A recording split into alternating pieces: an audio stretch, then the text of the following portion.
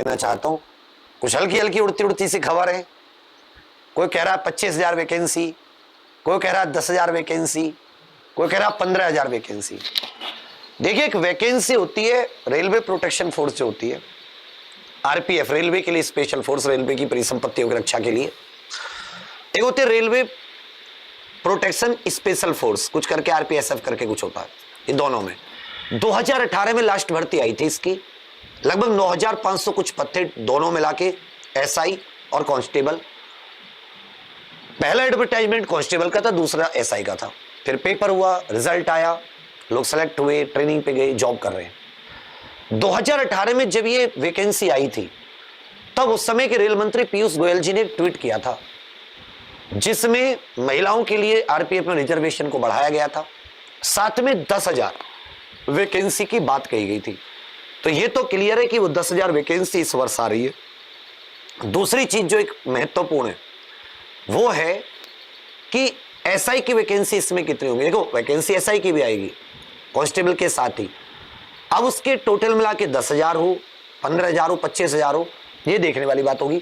मैं आपको 2-3 चीजें बता देता हूं, वो आप लोग थोड़ा सा देख लीजिए, शायद आपको इसमें हेल्प मिल जाए। पहली चीज, ये जो वैकेंसी है आरपीएफ, 2 तरीके की पोस्ट होती है। एक होती है सब इंस्पेक्टर, आप सभी जानते हैं, डबल स्टार, और एक कांस्टेबल आरक्षी जिन्हें कहते हैं। इसके लिए अगर आप आयु देखते हैं, एज देखते हैं, मैं दोनों की लिखवा देता हूं, तो नॉर्मल जनरल के लिए 20 से 25 वर्ष, जनरल के लिए कितनी है, 20 to 25। उस वर्ष 1 जुलाई 2018 को काउंट किया था, तो अगर 2022 में आती है तो 1 जुलाई 2022 तक ये काउंट होगी कि 1/7/2022 तक आपकी जो कट ऑफ डेट है, तब तक 20 से कम ना हो, 25 से ज्यादा ना हो। अनरिजर्व के लिए है। बाकी एससी एसटी के लिए इसमें 5 वर्ष की छूट होती है, 5 वर्ष की छूट होती है। ओबीसी के लिए इसमें 3 वर्ष की छूट होती है, ओबीसी के लिए इसमें 3 वर्ष की छूट होती है।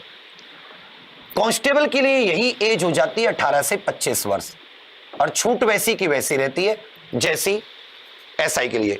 तो एसआई की एज 20 से 25 और कांस्टेबल की कितनी हो जाती है, 18 से 25 हो जाती है। दूसरी बात, इसमें जो आपके क्वालिफिकेशन चाहिए, योग्यता, वो ग्रेजुएशन चाहिए। आपकी क्या होनी चाहिए, ग्रेजुएशन होनी चाहिए।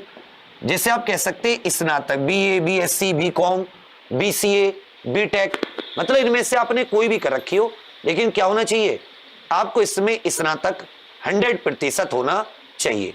जबकि अगर आप इसमें देखेंगे कांस्टेबल के लिए, तो कांस्टेबल में केवल मैट्रिकुलेशन, इसमें जो हो जाती है 10th हो जाती है, मैट्रिक। इसमें 12th भी नहीं है, इंटरमीडिएट भी नहीं है।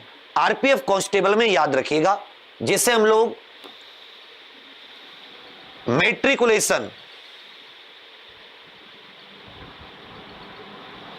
समझे, और एज कितनी, 18 से 25। एक चीज इसमें जरूर रहती है, ऊंचाई की बात आती है। ऊंचाई मतलब हाइट, क्योंकि ये वर्दी की जॉब है, तो इसमें हाइट और इसका जो चक्कर है ये रहता है। मेल और फीमेल अनरिजर्व अगर आप देखेंगे, चाहे वो आरपीएफ हो और चाहे वो साथी मतलब एसआई हो, चाहे वो कांस्टेबल हो, तो ये आपको 165 और 157, मतलब अगर आप पुरुष हैं तो 165 सेंटीमीटर हाइट होनी चाहिए।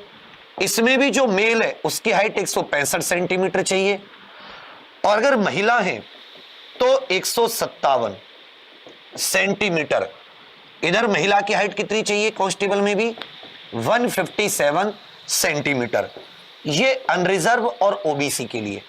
याद रखिएगा, एससी और एसटी के लिए ये 5 सेंटीमीटर की छूट है। लड़कों के लिए 160 और लड़कियों के लिए 152 सेंटीमीटर। लड़कियों के लिए 152 सेंटीमीटर। अब एक महत्वपूर्ण चीज जो आती है, पेपर पैटर्न की बात करें तो दोनों का पेपर पैटर्न सिमिलर होता है। दोनों का पेपर पैटर्न कितना है, सिमिलर।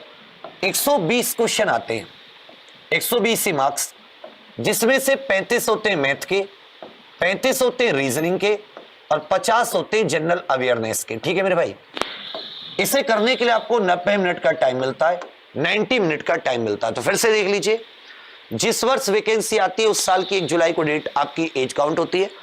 आरपीएफ एसआई के लिए 20 से 25 वर्ष, कांस्टेबल के लिए 18 से 25 वर्ष, एससी एसटी ओबीसी के लिए जितनी छूट केंद्र में मिलती है वो मिलती है।